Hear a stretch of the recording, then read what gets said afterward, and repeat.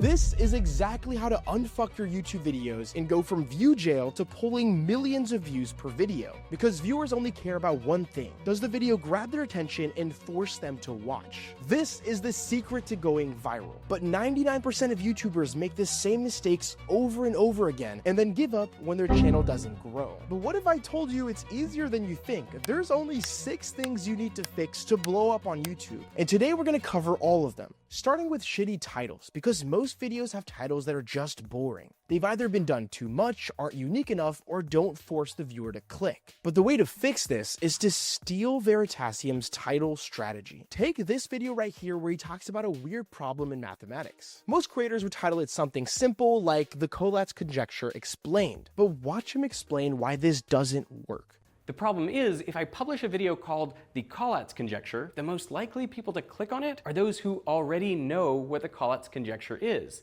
Now watch what happens when he changes it to an 8-word title anyone could understand. In contrast, calling it the simplest math problem no one can solve conveys more information about the video to everyone. With a simple title change, he's able to make that title appeal to a way broader audience. That simple title change helped his video get 44 million views, while similar videos posted years before only averaged 2 million. And you can see this effect across dozens of YouTube's most viral videos. Instead of titling this video the space exposure problem, it's called Why Are There No Stars in Space? Instead of calling this one Lieutenant Phillips dogfight, it's called When One Pilot Fought 64 Japanese Planes. Notice how both these titles are way more interesting and easier to understand. So how do you and I do this? Well, it's actually really easy. Always write your titles so that someone with zero context can understand. That's what Veritasium figured out. The next big mistake is making shitty thumbnails. For most people, it's really hard to know why some thumbnails do well and others don't do well. But the key is to avoid all of that by taking inspiration of thumbnails that have already done well. Take this thumbnail that got 11 million views on a brand new channel. It's actually an exact replica of this thumbnail right here. The creator saw this thumbnail did really well and just took it and optimized it in a fresh way. This is a tactic all your favorite creators do. Mr. Beast,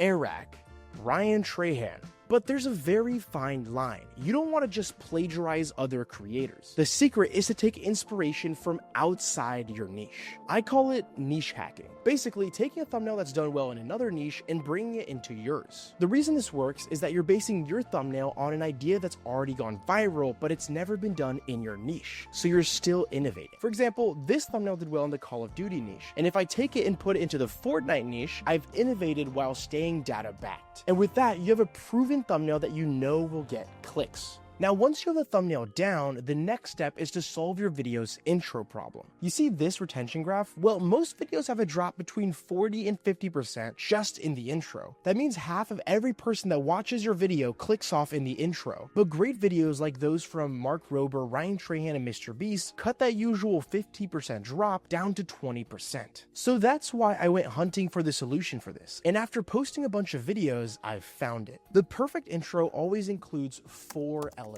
I call them the coin elements. Now the N just stands for next, which is move on to the next section quickly, but the first 3 are super important. Let's watch a Mark Rober intro to see how he includes each one. Pay special attention to what he's showing on screen.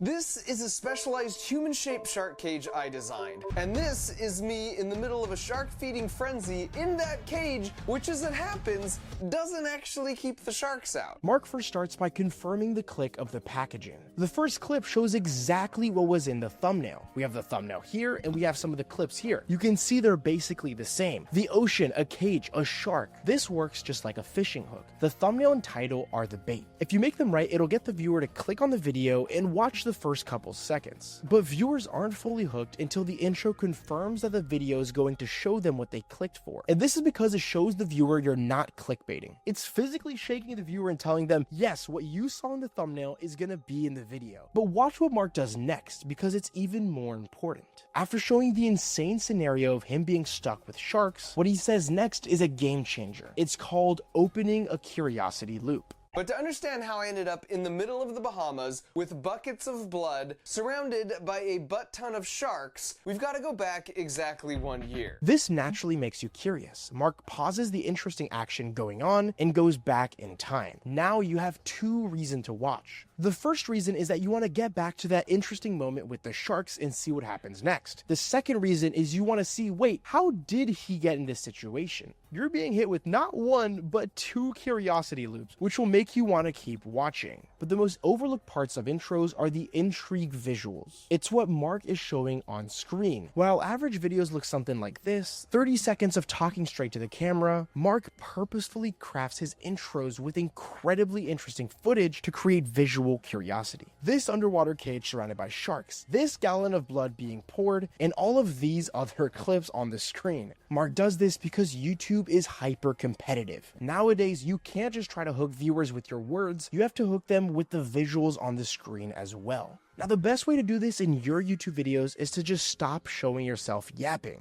Every YouTuber does this when they start out, and it's a huge mistake. Your face just isn't interesting. Instead, focus on showing the most interesting part of your video on screen. If you need to, record extra footage and play it on screen while you're talking. If you do this one simple thing well enough, your intro retention will start looking more like this. So now we have a strong intro formula, we've solved our title and thumbnail problems, but we still have a big problem. If your content is terrible, you've just wasted hours of work for nothing. Your video is going to flop.